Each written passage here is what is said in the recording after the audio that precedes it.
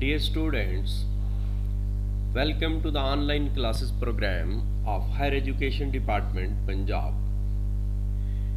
It is Department of English Language and Literature of Govt Postgraduate College, Attock.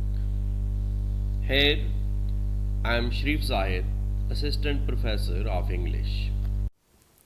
Welcome to the class of M English Part 1, and the paper is of prose.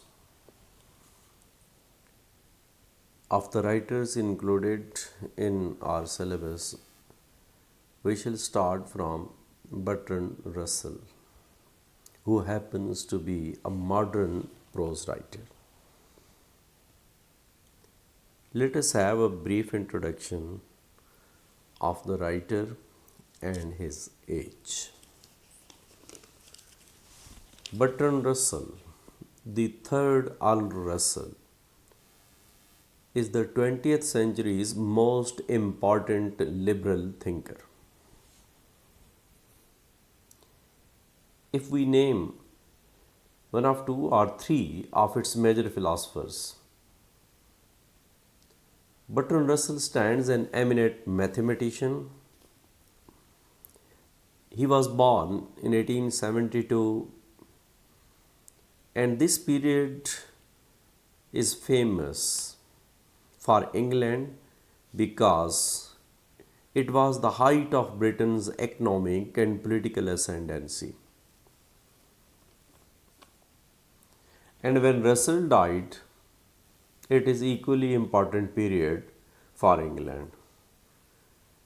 Russell died in 1970 when Britain's empire had all but vanished and her power had been drained in two exhaustive wars in which anyhow England stood victorious.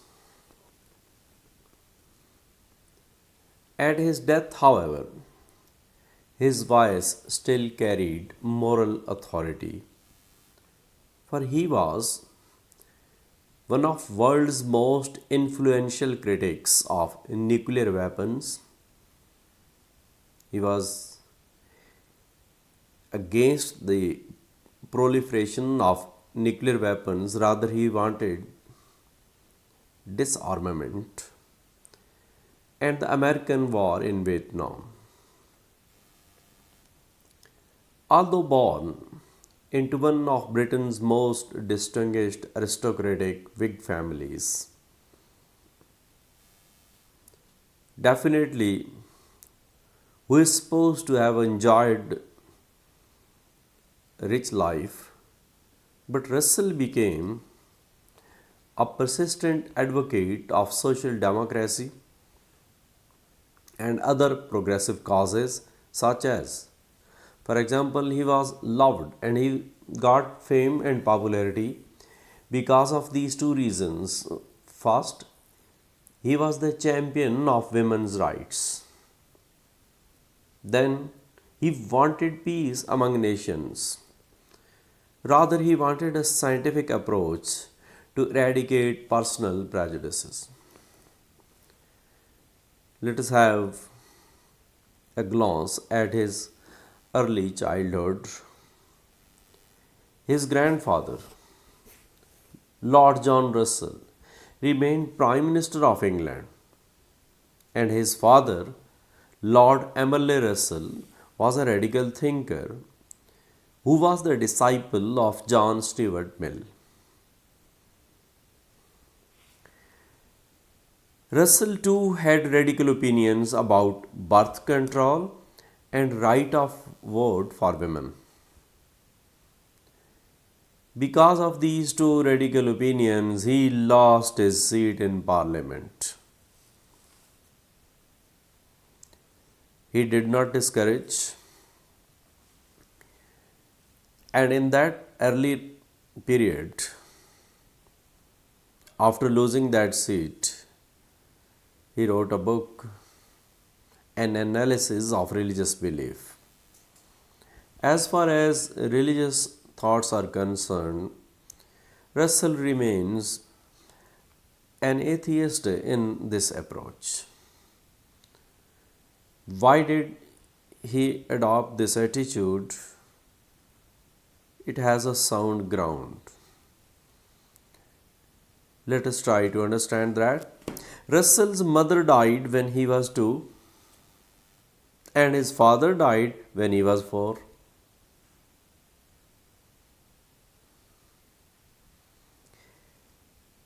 His father left him and his elder brother, Frank Russell, in the custody of 2 atheist teachers, because it is the preference of his father now, because he wanted to protect his son from the evils of religious upbringing.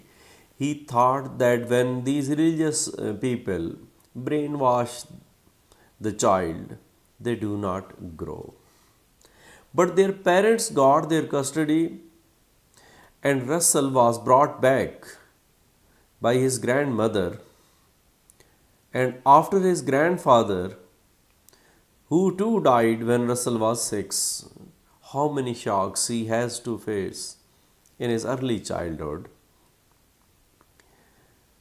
Russell says that his brother was 7 years older than him, and therefore he was not much of a company.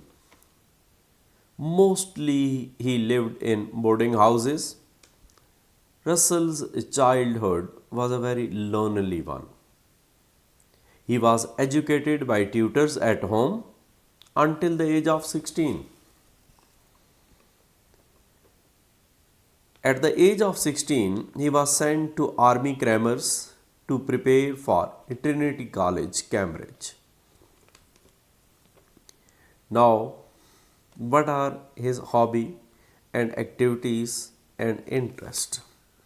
It is praiseworthy enough.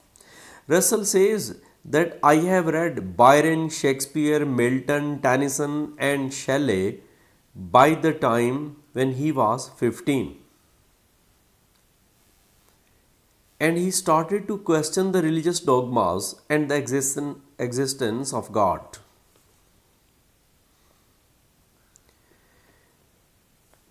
When his grandmother, who herself was a very learned lady, when she came to know that Russell was interested in metaphysics,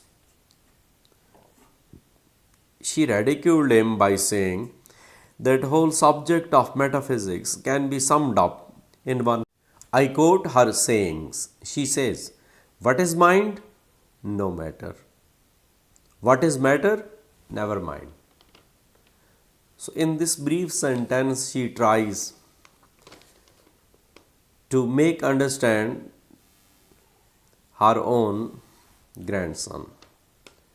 Russell got a minor scholarship from Cambridge in 1889. He says, now the choice for the institution for his future. On what grounds Russell selected his future institution? He says that my father had been at Cambridge, but my brother was at Oxford. The question arises that where would he go now? Whether to Cambridge or Oxford? And he says that I went to Cambridge because of my interest in mathematics, not because of relationship of father and brother. He was in Cambridge where he started discussing freely about his thoughts without being ridiculed. He did not bother. He got acquainted with many prominent personalities in Cambridge. During Cambridge years, he started to take deep interest in philosophy as well. And on December 13, 1894, Russell marries Alice. His family opposed this marriage on the grounds that Alice's family background was not that of aristocratic, as that girl belongs to a very lower status in the society. His first book was published by Cambridge University Press in 1897 under the title An Essay on the Foundation of Geometry. Russell is also a co-author of a book which was published in between 10 and 13. He wrote with Alfred Whitehead, and he is famous for this book on mathematics. The title is Principia Mathematica. In 1910, Russell was appointed as a lecturer in logic and the principles of mathematics. When he was teaching, there he met Joseph Conrad and they became close friends. Correspondence between them continued till the death of Conrad, and Russell named his two sons Conrad because of his friendship with him. After 4 years, in 1914, he acted as a temporary professor of philosophy at Harvard University. And it was there at Harvard University that he met T.S. Eliot. And this acquaintance grew intimate during war years as well.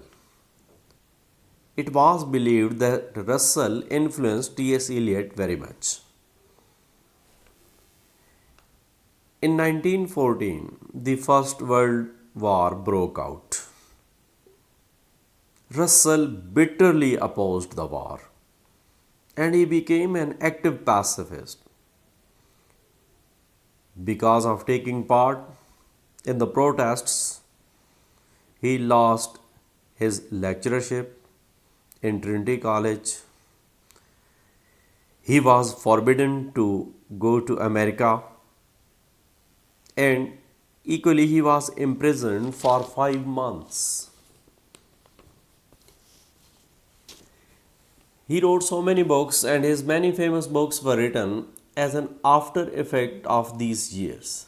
Russell separated unfortunately from his first wife in 1911, but they divorced in 1921 because of certain Victorian laws. After that, he arranged his second marriage and he married Dora Blake. There were 2 children from her, John Conrad in 1921 and Catherine in 1923. During these years, in 1920, he visited Russia to analyze the system over there. And he was shocked to observe the horrors and atrocities of that system. In 1921, he visited China as well, but he was impressed there more because of the ancient civilization and serene attitude. He and his wife, Dora Blake, opened a progressive school in Beacon Hills. In early 30s, his marriage to Dora broke down and he also lost faith in Beacon Hills School as well. Simultaneously, he had to face 2 losses on 2 fronts. But as usual, he was not discouraged. In 1923, he published the book The Prospects of Industrial Civilization, because that was at the height, 19th century and the end of 19th century, Industrial Revolution took place. The Prospects of Industrial Civilization and ABC of Atoms. He had interest in nuclear weapons as well. Then, in the coming 2 years, in 1925, he published another book with the title ABC of Relativity and What I Believe. After a gap of 2 years, in 1929, he published next book with the title Marriage and Morals. Prior to that, he published in 1927 Analysis of Mind, and then he published Analysis of Matter, and he also contested for the membership of a parliament, and in 1930 he published his next book, The Conquest of Happiness. Prior to this unpopular essays, The Conquest of Happiness was included in the syllabus of M. English Part 1, Prose. In 1939, Russell visited America to lecture college of the city of New York, and the authorities of college appointed him as a lecturer. But what did happen with the lecture is that there a lady brought a suit against the college for appointing Russell because there was a person who was serving over there and her daughter was studying at that college, and he thought that she was the suitable candidate. Then he got another appointment over there.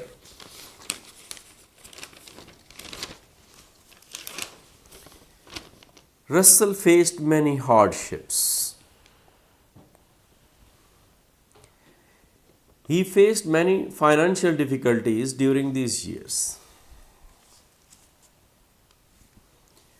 He says that he was so poor that he had to take a single ticket to New York and pay the return fare out of the lecture fee. Consider that his grandfather was the Prime Minister of England. He spent these war years mostly in America, and he wrote his famous book, History of Western Philosophy. What a coincidence that Russell did not oppose the Second World War. You may guess that he was imprisoned, he was forbidden to visit America, he lost his seat in the parliament, but not because of all these factors. Because Russell believed that the person like Hitler should be checked. Otherwise, everything would be destroyed. Russell returned to Britain in 1944. After the defeat of Germans in 1945, unfortunately, a Cold War started between Russia and the Western world. Resultantly, as a result of this Cold War, a nuclear race also began, and it horrified Russell. He wrote a small book, Common Sense and Nuclear Warfare.